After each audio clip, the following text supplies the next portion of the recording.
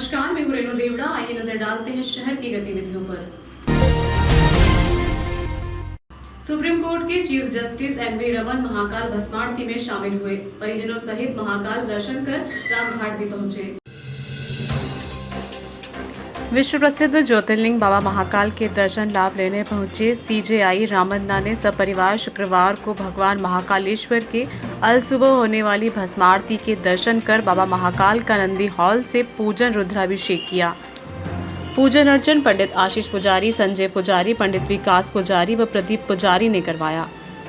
CJI के साथ परिवार व एससी के जस्टिस जे.के. माहेश्वरी भी परिवार के साथ शामिल हुए। नंदी के दोनों सिंग पर अंगूठा व कनिष्का उंगली रख किए पूर्ण दर्शन। मंदिर में 4 से 6 के बाद शिप्रा के रामघाट पर दोनों परिवारों ने दीपदान किया व 9 बजे इंदौर के लिए रवाना हुए। तमाम प्रशासनिक अधिकारियों की इस दौरान मंदिर में मौजूदगी रही।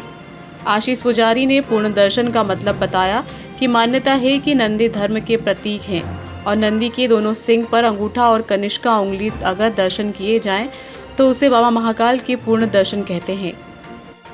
कोरोना काल के बाद कार्तिक पूर्णिमा पर घाटों पर दिखी श्रद्धालुओं की भीड़। लोगों ने लगाई आस्था की डुबकी। कार्तिक माह की पूर्णिमा पर शिप्रा नदी के रामघाट पर नहान और स्नान करने का काफी महत्व है। इसी के चलते आज दूर दूर से पहुंचे श्रद्धालुओं ने रामघाट पर आस्था की डुबकी लगाई और नहान किया।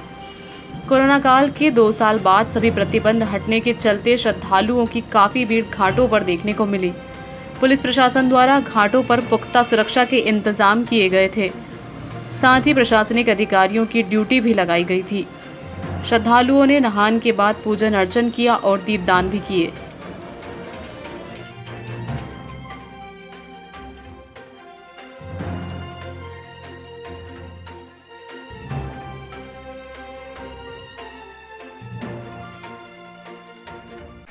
पितरों की शांति के लिए, घर में सुख शांति के लिए, पुण्य प्राप्ति के लिए आज के दिन के लिए सुखपिंड के श्राद्ध किया जाता है। बिल्कुल 14 के दिन सुखपिंड के श्राद्ध करने से तो सौभाग्य की प्राप्ति होती है, घर में सुख शांति होती है, पितरों को शांति होती है। शिप्रा नदी के पास स्थित गुरुद्वारे में समाजजनों ने बड़ी संख्या में उपस्थित होकर गुरु नानक जयंती मनाई। गुरु नानक जयंती को प्रकाश उत्सव या गुरु पर्व भी कहा जाता है। गुरु नानक देव जी का जन्म 1969 में लाहौर के पास रायभोर की तलवंडी में हुआ था। गुरु नानक जयंती उत्सव पूर्णिमा दिवस के 2 दिन पहले शुरू हो जाता है, जिसमें अखंड पाठ, नगर कीर्तन जैसे अनुष्ठान शामिल हैं। उज्जैन के शिप्रा नदी के पास स्थित गुरुद्वारे में समाजजनों ने बड़ी संख्या में उपस्थित होकर गुरु नानक जी की जयंती मनाई। इस दौरान शहर के सभी गुरुद्वारों को लाइट से सजाया गया। शहर के गुरुद्वारों में कीर्तन हुआ और लंगर का आयोजन भी हुआ। समारोह में वास्तविक दिन से पहले अनुष्ठानों की पूरी श्रृंखला होती है। गुरु नानक जी की जयंती के पहले से ही जयंती की तैयारियां शुरू हो जाती है। जहां पहले दिन अखंड पाठ हुआ तो जयंती से 2 दिन पहले गुरुद्वारों और घरों में होता है। इस मौके पर गुरुद्वारों को फूलों और रोशनी से भी सजाया गया। आज सुबह भजनों का पाठ हुआ, जिसके बाद कथा और कीर्तन हुए। प्रार्थना के बाद सिख लंगर के लिए इकट्ठा हुए। लंगर के बाद कथा और कीर्तन का पाठ जारी रहा। वहीं आज रात में गुरबानी के गायन के साथ उत्सव का समापन होगा। इस दौरान बड़ी संख्या में समाजजन उपस्थित हुए, तो वहीं सांसद अनिल फिरोजिया और विधायक पारस जैन भी कार्यक्रम में। नगर निगम की आय के स्रोत बढ़ाने के लिए नगर निगम क्षेत्र में आने वाली संपत्तियों की मैपिंग की जा रही है। इस मैपिंग के माध्यम से उन संपत्तियों की सूची बनाई जाएगी जो संपत्ति कर चोरी कर रहे हैं। मामले की जानकारी देते हुए निगम आयुक्त अंशुल गुप्ता ने बताया कि वर्तमान परिस्थितियों के अनुसार नगर निगम के आय के स्रोत कम हैं और खर्चे ज्यादा है। ऐसे में नगर निगम की आय के स्रोतों को बढ़ाना जरूरी है। आयुक्त का यह भी कहना है कि नगर निगम का स्थापना व्यय काफी अधिक है और इसके साथ हमें शहर के कई विकास कार्य भी करना होते हैं, जिसके लिए हम बजट की आवश्यकता होती है। नगर निगम की आय की वृद्धि के लिए शहर में जितनी भी व्यावसायिक पार्किंग है, उनका पार्किंग शुल्क बढ़ाना जरूरी है। और शहर में नगर निगम की कई जमीन है जिस पर कमर्शियल उपयोग के लिए निर्माण किया जाएगा, जिससे नगर निगम की आय में बढ़ोतरी होगी और शहर को नया कमर्शियल एरिया मिलेगा। हमारे कर संग्रह भी इस कारण प्रभावित हुआ है। जो शासन से हमें चुंगी प्रतिपूर्ति मिलती है वो भी कुछ समय अनियमित रही थी और नगर निगम का स्थापना व्यय काफ़ी अधिक है। उसके अलावा जो काफ़ी सारे हमें निर्माण कार्य और शहर के विकास कार्य करने होते हैं उसकी आवश्यकता होती है। तो इसमें एक प्रयास कर संग्रहण में ये है कि जितनी हमारी संपत्तियां हैं उनकी प्रॉपर मैपिंग हो, ताकि हम संपत्ति कर जो है जो हमारा मूल आय का स्रोत है उसको बढ़ा सके। इसके अलावा शहर में जहाँ जहाँ व्यावसायिक पार्किंग स्थल है उनमें पार्किंग शुल्क बढ़ाना और जो पुरानी भूमियाँ निगम की हैं वहाँ पे यदि हम कमर्शियल डेवलपमेंट कर सकें। मंडी प्रशासन द्वारा पूरे संभाग में तोल कांटों का सत्यापन और चेकिंग अभियान शुरू किया गया है ताकि किसानों के साथ व्यापारी धोखाधड़ी नहीं कर पाए। मंडियों में आ रही बम्पर आवक को देखते हुए और किसानों की शिकायतों के चलते मंडी प्रशासन ने नापतोल विभाग की सहायता से चेकिंग अभियान शुरू किया है। उज्जैन मंडी में अपर कलेक्टर एवं भार साधक अधिकारी अवि प्रसाद तथा मंडी सचिव उमेश बसीडिया शर्मा एवं नापतोल अधिकारी दीपशिखा नागली द्वारा मंडी प्रांगण में स्थापित 100 मैट्रिक टन एवं 50 मैट्रिक टन क्षमता के तोल कांटे का संयुक्त रूप से आकस्मिक निरीक्षण किया गया। मंडी प्रांगण में स्थापित दोनों तोल कांटे सही पाए गए।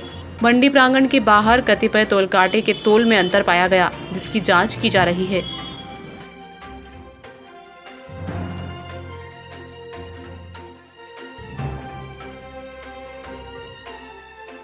अपर कलेक्टर रवि प्रसाद द्वारा मंडी प्रांगण के आगमन निर्गमन दोनों गेटों का आकस्मिक निरीक्षण किया गया। इसमें कृषकों की कृषि उपज की प्रवेश पर्ची नियमित रूप से 100% जारी होना पाई गई।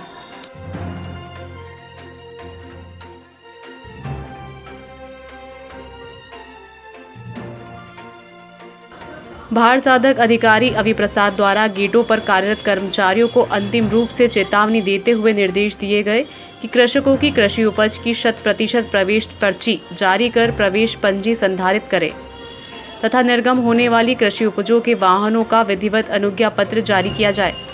किसी भी प्रकार की अनियमितता होने पर राज्य मंडी बोर्ड सेवा अधिनियम 1998 तथा राजस्व अधिकारों के तहत वैधानिक दंडात्मक कार्यवाही की जाएगी।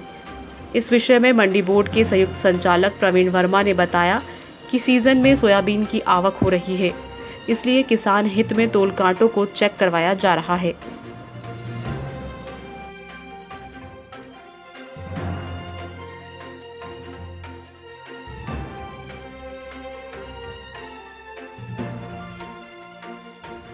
अभी जो मंडियों में सीज़न चल रहा है, सोयाबीन की आवक अच्छी हो रही है मंडियों में और भीड़ भाड़ भी काफ़ी है मंडी में और व्यापारी भी काफ़ी मात्रा में कृषि उपज एजेंसियों की खरीदी कर रहे हैं।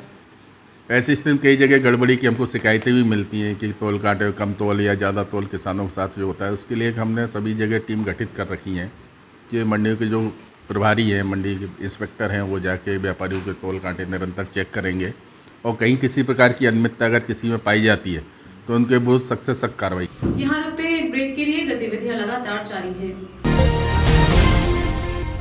दूरदर्शन इलेक्ट्रॉनिक्स और LG शॉपी के दिवाली शॉपिंग फेस्टिवल में पाइए इलेक्ट्रॉनिक्स प्रोडक्ट्स लेने पर क्रेडिट और डेबिट कार्ड्स पर 20% तक कैशबैक और फाइनेंस पर 10,000 तक के गिफ्ट वाउचर्स। साथ ही ₹1 down payment, first EMI free जैसे ऑफर्स और अश्योर्ड गिफ्ट्स अप टू 7,100 और 11 करोड़ जीतने का मौका भी। विजिट दूरदर्शन इलेक्ट्रॉनिक्स फव्वारा चौक and LG shop, Navkar complex, Freeganj. 37 वर्षों से आपकी सेवा में, गारंटेड लो प्राइस का वादा।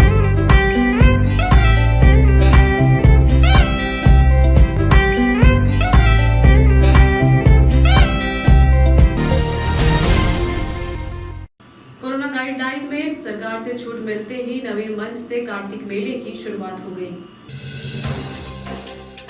नगर निगम की ओर से आयोजित कार्तिक मेले का शुभारंभ विधायक पारस जैन की अध्यक्षता और पूर्व महापौर मीना विजय जौनवाल के मुख्य आतिथ्य में किया गया। इस अवसर पर विधायक पारस जैन ने नवीन मंच का भी शुभारंभ करते हुए इसे प्रदेश के मुख्यमंत्री शिवराज सिंह चौहान द्वारा उज्जैन को दी गई महत्वपूर्ण सौगात में से एक बताया। पूर्व महापौर श्रीमती मीना विजय जौनवाल ने भी इस अवसर पर कहा कि मेले के यह नवीन स्वरूप प्रदेश सरकार के निर्माण एवं विकास की दिशा में किए गए कार्यों का परिणाम है। निगम आयुक्त अंशुल गुप्ता ने कहा कि कोरोना के कारण लागू पाबंदी हटते ही नगर निगम ने शासन प्रशासन की मंशा के अनुसार निर्धारित तिथि को मेले का शुभारंभ आयोजित किया है। स्वागत उद्बोधन अपर आयुक्त मनोज पाठक द्वारा किया गया। आरंभ में दीप प्रज्वलन के साथ ही अतिथियों ने गायत्री शक्तिपीठ के सदस्यों के साथ दीप यज्ञ के अंतर्गत दीप प्रज्वलित किए। समारोह का संचालन जनसंपर्क अधिकारी अहमद रईस निजामी द्वारा किया गया। शुभारंभ अवसर पर श्याम कड़ेला एवं ग्रुप द्वारा तेजाजी की कथा का मंचन किया गया, जिसका श्रोताओं ने खूब आनंद लिया। काम करना पड़ा ताकि मेले का स्वरूप बना रहे और आने वाले जितने भी यहाँ पर मेले का आनंद लेने के लिए लोग आने वाले हैं उनको किसी तरह की कोई परेशानी ना हो। उस समय विचार किया कि क्यों ना यह अव्यवस्थाओं को व्यवस्था में परिवर्तित कर दें। उस व्यवस्था में परिवर्तित करने के लिए विचार किया कि इस मेले में क्या क्या होना चाहिए। तो पहले जो भी प्रतिबंध लगे थे मध्य प्रदेश के अंदर सब प्रतिबंध समाप्त कर दिया, लेकिन इसका मतलब ये नहीं है कि अपन बड़े बड़े सब कार्यक्रम करते जाएं, लेकिन इस मेले की आवश्यकता ये है कि ये परंपरागत मेला हमेशा कार्तिक मेले का होता है। मौसम के बावजूद आज इस मेले की शुरुआत करने का प्रयास किया ताकि जो परंपरा हमारी बनी रहे। आप सभी लोग जो आए, आप सबका आभार और आप सबसे निवेदन और एक अनुरोध, जो कि माननीय भारत चंद्र जी ने कहा कि कोविड की महामारी जो है उसको हमने बहुत हद तक परास्त कर दिया है, लेकिन समूल नाश होने के लिए आवश्यक है कि हम सभी अपने परिवार के लोग, आसपास के लोग टीके के दोनों डोज लगवाएं। उज्जैन के कार्तिक मेले में आए गधों ने मेले के माध्यम से लोगों को वैक्सीन का सेकेंड डोज लगवाने का संदेश दिया। उज्जैन के कार्तिक मेला प्रांगण में हर वर्ष की तरह इस वर्ष भी गधों का मेला सजा है।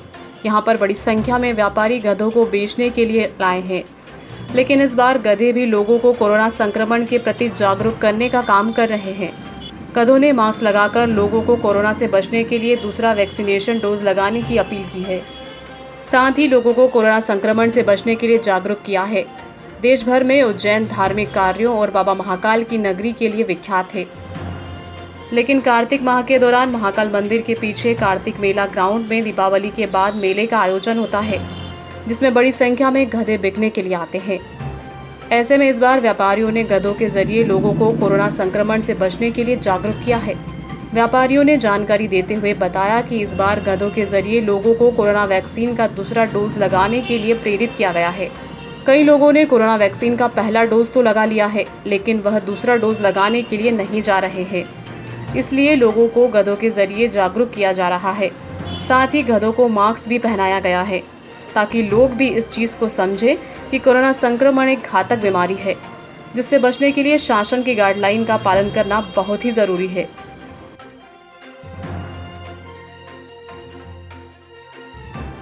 सब गधे का मेला जो लगता है 11 के परम्परा लगता हुआ मेला आ रहा है। 11 से जो शुरू होता है देवउठनी 11 से शुरू होता है मेला, तो ये अपने कार्तिक की पूर्णिमा तक का रहता है। 4 दिन का मेला रहता है गधों का। उसमें यहाँ पर गधों का जो भाव हैगा वो 15,000 रुपये से लेके तो 20-25 हज़ार रुपये तक का गधा है।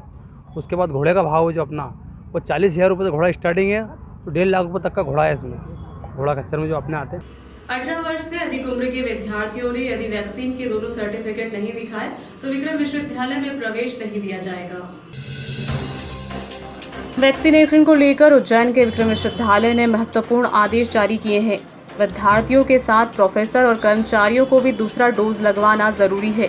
वैक्सीनेशन नहीं होने पर प्रोफेसरों और कर्मचारियों को वेतन नहीं दिया जाएगा। दरअसल कोरोना वैक्सीन के दूसरे डोज को लेकर की गई जिला प्रशासन और नगर निगम की सख्ती के बाद अब विक्रम विश्वविद्यालय ने भी सख्ती कर दी है। कुलपति प्रोफेसर अखिलेश कुमार पांडे ने कहा कि अब विश्वविद्यालय परिसर व इससे संबद्ध कॉलेजों में सभी कर्मचारियों, प्रोफेसर व छात्रों को वैक्सीन के दूसरे डोज का सर्टिफिकेट दिखाना जरूरी है। इसके न दिखाने पर परिसर में प्रवेश नहीं दिया जाएगा। कुलपति ने कहा कि विश्वविद्यालय में अब वेतन भी दोनों डोज लगवाने के बाद ही मिलेगा। दरअसल विश्वविद्यालय के 700 से अधिक कर्मचारियों में से कई कर्मचारियों ने समय सीमा निकल जाने के बाद भी कोरोना वैक्सीन का दूसरा डोज नहीं लगवाया है। वहीं ऑफलाइन कक्षा में शामिल होने वाले कई छात्र ऐसे भी हैं जिन्होंने पहला और दूसरा डोज नहीं लगवाया।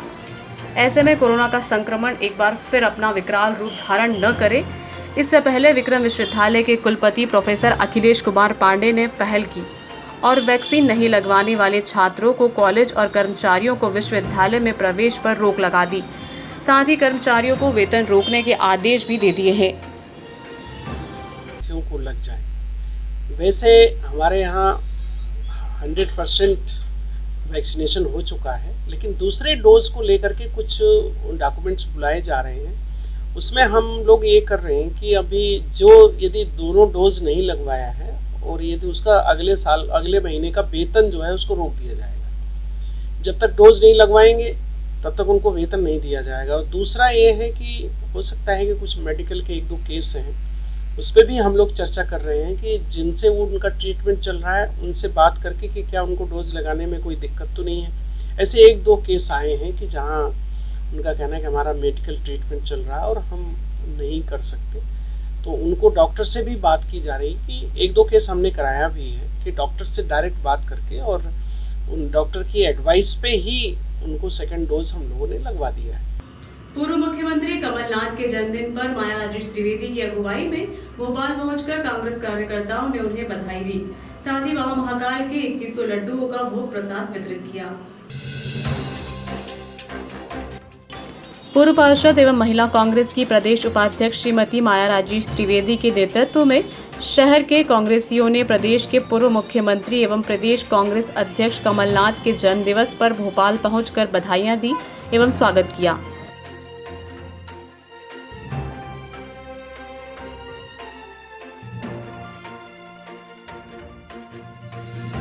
उपरोक्त जानकारी देते हुए महाराजवाड़ा कार्तिक चौक ब्लॉक कांग्रेस कमेटी के अध्यक्ष पंडित श्रवण शर्मा एवं दौलतगंज सराफा ब्लॉक कांग्रेस कमेटी के अध्यक्ष मुजीब सुपारीवाला ने बताया कि उज्जैन से वरिष्ठ कांग्रेस नेत्री श्रीमती माया राजेश त्रिवेदी के नेतृत्व में कांग्रेस जन भोपाल पहुंचे थे।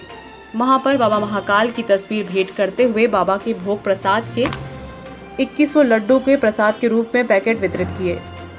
साथ ही केक काटते हुए शॉल और श्रीफल एवं जय श्री राम महाकाल के दुपट्टे के साथ में उनका सम्मान करते हुए उन्हें यशस्वी जीवन की कामना की। आपके साथ प्रमुख रूप से अयूब कुरैशी, जाहिद नूर, एडवोकेट सतीश शुक्ला, अशफाक उल्ला खान, तेजकरण परमार, पंकज सोलंकी, अनवर ताज, सागर गुंजाल, सुनील चौधरी आदि कांग्रेसी उपस्थित थे।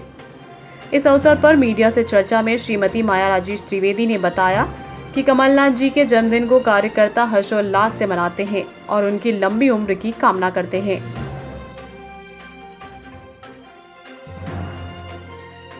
आज हमारे मध्य प्रदेश के पूर्व मुख्यमंत्री यशस्वी पूर्व मुख्यमंत्री श्री कमलनाथ जी का आज 18 नवंबर को जन्मदिन है।